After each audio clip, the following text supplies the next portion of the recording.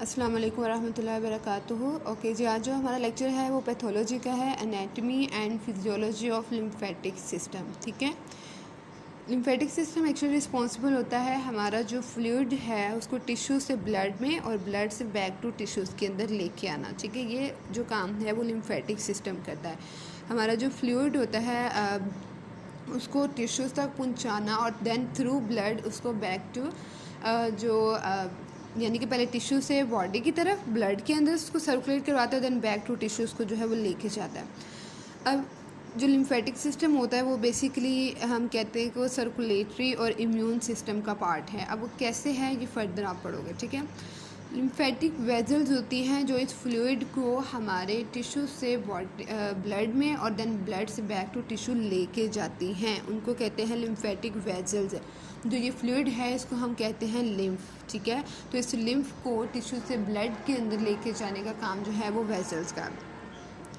हमारी बॉडी के अंदर, होल बॉडी के अंदर जो है वो लिम्फेटिक वेजल्स प्रेजेंट होती हैं। ठीक है, लेकिन cornea of I, superficial skin और जो हमारा CNS है इसके अंदर लिम्फेटिक वेजल्स नहीं प्रेजेंट होती। ठीक है, अब ये किस तरीके से इम्यून सिस्टम का जो एक्ट है उसको प्ले करता है या एज एन इम्यून सिस्टम ये कैसे वर्क करता है। एक्चुअली जो हमारा लिम्फेटिक सिस्टम है उसके अपने सेल्स होते हैं जिसको हम लिम्फोसाइट्स कहते हैं, जो कि एक्चुअल में WBCs की टाइप है। तो ये क्या करता है कि ये जो फ्लूइड है यानी कि जो लिम्फ है उसको चेक करता है कि आइदर उसके अंदर कोई बैक्टीरिया या इन्फेक्शियस एजेंट वगैरह ना हो, अगर है तो फिर ये क्या करता है थ्रू फैगोसाइटोसिस एक्टिविटी ये इसको किल करता है और प्रोटेक्ट करता है टिश्यूज़ को उस पैथोजन से। ठीक है, that's why it act like an immune system. अब इस मेथड के थ्रू आपको समझाऊंगी बेसिकली क्या होता है। जब आर्टरी हमारा ब्लड लीक के आ रही होती है इसके अंदर हमारा ये फ्लूइड है, फ्लूइड के कंटेंट्स क्या होते हैं कि इसके अंदर WBCs है, प्रोटीन है, ग्लूकोज है, कुछ वेस्ट प्रोडक्ट्स होते हैं इसके। ठीक है, और अगर कोई पैथोजन वगैरह हो, कोई एंटीबॉडी हो, ठीक है, तो वो भी इसको उसमें होती है। तो आर्टरी जो है वो फर्दर 2 ब्रांचेस देगी, यानी कि ब्रांचेस देगी आर्ट्रियोल्स के, और वो आर्ट्रियोल्स आगे लिटिल ब्रांचेस में कनेक्ट करेंगे विद कैपिलरीज। ठीक है, अब एक्चुअल में हमें पता होता है कि जो आर्टरी और वेन को ज्वाइन करने वाला है वो कैपिलरीज है। ठीक है, तो कैपिलरी के जो एंड आर्टरी की तरफ है उसको हम आर्टीरियल एंड कहते हैं और जो वेन की तरफ है उसको वीनस एंड कहते हैं। अब एक्चुअल में क्या होता है कि जब ब्लड कैपिलरीज में आता है तो जो हमारा आर्टीरियल एंड है वहाँ से ब्लड लीक आउट हो जाता है। ठीक है, कहाँ जाएगा लीक आउट होके? टिश्यूज़ के अंदर, हमारे जो सेल्स हैं बॉडी के उनके अंदर जाएगा।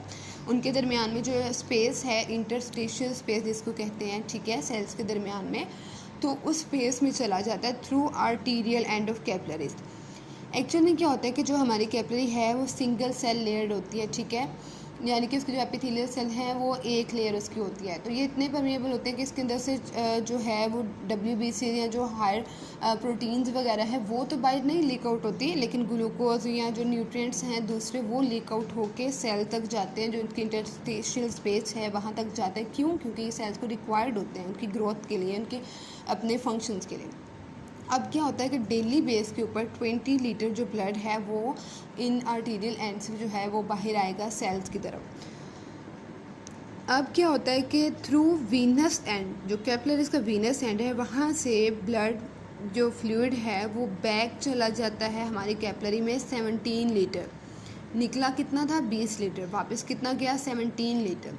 बाकी का 3 लीटर जो है वो इंटरस्टिशियल स्पेस के अंदर ही है अभी। ठीक है, अब क्या होता है कि अगर तो वो 3 लीटर अंदर ही रहेगा तो क्या होगा, वहाँ पे एक्यूमुलेशन हो जाएगी उस फ्लूइड की। ठीक है, एडिमा हो सकता है। और अगर वो 3 लीटर वापस नहीं गया कैपिलरी के वीनस एंड के थ्रू आगे वेजल्स के अंदर या बॉडी के अंदर, तो क्या होगा? ब्लड फ्लो कम हो जाएगा पेशेंट का। ठीक है, तो इसमें ज़रूरी था कि जो 3 लीटर है ये जाए वापस। ठीक है, अब इसके लिए क्या होता है कि हमारी लिम्फ कैपिलरीज कहते हैं हम, जो इस इंटरस्टिशियल स्पेस के अंदर प्रेजेंट होती हैं, ये क्या करती हैं? उस 3 लीटर के ब्लड को ले लेती हैं, उस इंटरस्टिशियल स्पेस से बाहर निकाल लेती हैं, उन कैपिलरीज के थ्रू बैक टू वेजल्स में जाता है। ठीक है, यानी आर्टीरियल एंड से 20 लीटर निकला बाहर, वीनस एंड से 17 लीटर अंदर वापस चला गया, और 3 लीटर जो रह गया था वो थ्रू लिम्फ कैपिलरीज कहाँ जाता है, बैक चला जाता है, दोबारा उस वेदर में वापस चला जाता है, लेकिन किसके थ्रू, लिम्फ कैपिलरीज के थ्रू।